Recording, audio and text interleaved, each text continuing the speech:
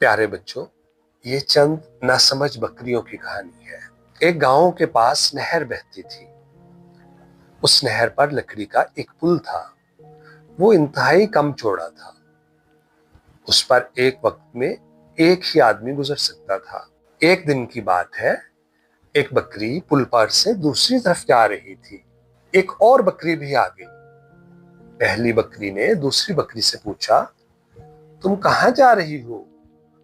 उसने जवाब दिया, मैं नहर के पार जा रही हूं। उसने पहली बकरी से पूछा, तुम कहां जा रही हो?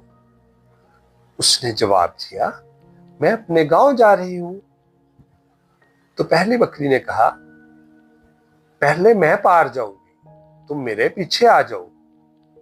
वो कहने लगी कि पहले मैं जाऊंगी, मैं पीछे क्यों जाऊं? मैं करके दोनों लड़ने लगी।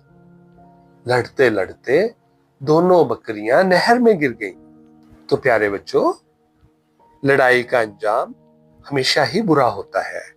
इसलिए कभी भी लड़ाई नहीं करनी चाहिए, और खास तौर पर किसी ऐसी जगह पर जहां पे नुकसान का अंदेशा बहुत ज्यादा हो।